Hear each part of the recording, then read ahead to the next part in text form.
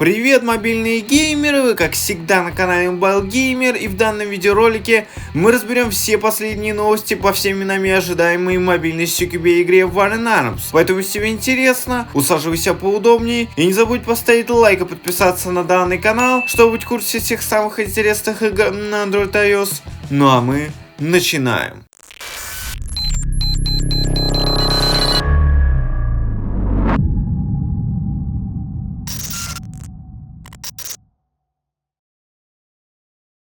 В настоящее время наши любимые разработчики продолжают работу над разработкой всеми нами ожидаемой игры War in Arms. И в сегодняшнем видеоролике вы узнаете много новых подробностей, связанных с разработкой игры. И многие из вас задаются вопросом, а когда же ждать следующего девлога по разработке War in Arms. И к счастью, разработчики прислушиваются к сообществу и их мнению. И видя то, что вы часто задаете много вопросов по поводу девлога, они в скором времени выпустят новый новостной видеоролик, который будет информировать вас о новых функциях, картах, системах, текстурах, а также немного о раннем альфа-геймплее в War in Arms. Так что, мои дорогие друзья, не беспокойтесь, в скором времени ютубер iMove раскроет больше подробностей, связанных с разработкой игры. Просто вся эта задержка, связанная с War in Arms, происходит из-за того, что в настоящее время у разработчиков просто очень много важных дел, которые нужно обязательно решить, прежде чем приступить к выпуску следующего девлога. Но опять же, если хотите узнать больше подробностей, связанных с задержкой War in Arms и ее глобального релиза, то кликайте по подсказочке сверху. Там я поподробнее разобрал всю эту ситуацию. Ну а те, кто все-таки остался на данном видеоролике, давайте разберем все последние новости по разработке нашей любимой и ожидаемой игры War in Arms. Ну, во-первых, для начала, более недели назад разработчики показали нам новый крюк, который, вероятнее всего, на данный момент уже добавлен внутрь игры. Опять же, хочется сказать, что выглядит он очень даже неплохо. Вписывается в общую стилистику War in Arms, а также на порядок лучше проработан, чем таковой в умершей Эре 2. В общем, мне очень радует тот факт, что Rank Games создает такую крутую мобильную CQB игру, которая принесет огромное количество положительных эмоций для мобильных игроков, а также сделает War in Arms королем мобильных CQB игр на Android и iOS, что очень даже круто. Но что-то я очень отвлекся от темы. Давайте к делу. Вы, наверное, помните, что совсем недавно разработчики показывали нам концепт-арт револьвера,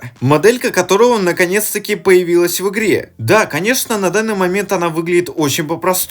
Но сами разработчики War in Arms заявили, что это еще не конечная версия, и в будущем, скорее всего, к публичным тестам она будет доделана. А так пока что выглядит револьвер как револьвер, ничего более. Далее хочу обратить ваше внимание на новое оружие, а именно АК-шечку 47. И сразу хочется отметить, что после альфа-бета-теста данное оружие будет переделано, и в будущем наши любимые разработчики сделают его более стилизованным под постапокалипсис, а также подгонят дизайн оружия к общей стилистики игры. Так что пока что, к сожалению, я не могу дать каких-то конкретных комментариев по поводу что револьвера, что АК-47, так как в настоящее время они выглядят как-то по-обычному и не вызывают у меня никакого восторга и восхищения. Так что будем и дальше ждать будущих наработок, а также все различных красивых скинов, которые сделают данные оружия более привлекательными и красивыми. Но опять же, в сегодняшнем выпуске, посвященному разработке War in Arms, мы уделим внимание не только огнестрельным оружием, ну а также всеми нами известный C4, которая в скором времени появится внутри игры. Конечно, вы можете отметить, что она очень похожа на таковую в CSGO, но опять же, она не на 100% похожа, и у нее есть своя уникальность. Более того, у нее будет возможность устанавливать свои пользовательские иконки. А это значит, что у нее будут различные скины, а также любой игрок сможет выделяться. А это еще больше будет подогревать интереса к самой War in Arms, а также ее игровому процессу. Так что посмотрим. И да, C4 можно будет взрывать других игроков, а также многие разрушаемые объекты, такие как люки, а также деревянные двери и окна. И согласитесь, звучит это очень даже неплохо. Но сегодня речь пойдет не только о новых оружиях, которые будут или уже добавлены в War in Arms. Сегодня мы поговорим также и о самом игровом процессе. И хочется сразу всем напомнить, что карта до сих пор не текстурирована, поэтому-то в игре все стены одного цвета. Но зато проделана огромная работа над освещением в самой тестовой версии War in Arms. И вы прекрасно можете видеть результаты данной работы на этом скрине. И то, что мы видели в предыдущих девлогах iMove, выглядит очень даже впечатляюще. И прогресс с улучшением освещения видео невооруженным глазом, что несомненно круто и видно, насколько разработчики проделали огромную работу. Более того, оружие теперь раскачивается при повороте вашего оперативника. Так что все эти глобальные изменения указывают на то, что публичный тест War in Arms уже не за горами. И я очень надеюсь, что он стартанет еще до конца этого лета, так как многие из русскоязычного комьюнити с нетерпением хотят поиграть в War in Arms и просто устали ждать саму игру. Надеюсь, разработчики услышат мое пожелание и побыстрее выпустят в War in Arms глобальный релиз. Это было бы очень большим подарком для всех мобильных игроков. Ну а теперь очень крутая новость для всех тех, кто ждет режима повтора в нашей любимой и ожидаемой игре War in Arms. Еще неделю назад разработчики добавили графический дизайн, а также оформление для повторов. Выглядит все очень даже неплохо, а также вписывается в общую стилистику игры. Но, к сожалению, на данный момент я не могу показать эту секретную информацию. Оформляйте спонсорскую подписку на Патреоне и будьте всегда в курсе всех последних новостей, связанных с разработкой нашей любимой игры. Так что я очень надеюсь, что в скором времени разработчики добавят функциональность в режим повторов, и к публичному тесту игры он будет наконец-таки готов, так как на данный момент разработчики не сделали его функциональность, а только пока что визуальную часть, и не более. Ну а мне будет очень интересно узнать, что лучше, War in Arms или умершая Рейв 2? Напишите об этом обязательно в комментариях под данным видеороликом. Ну а я пока пойду искать новую информацию, связанную с разработкой игры. Так что, к сожалению, на этом данный видеоролик подошел к концу. Сегодня с вами, как всегда, был ваш любимый Mobile Gamer. Не болейте, играйте только хорошие игры. Пока-пока и увидимся в следующих видеороликах не только по War in Arms, но и по другим мобильным играм. До скорого!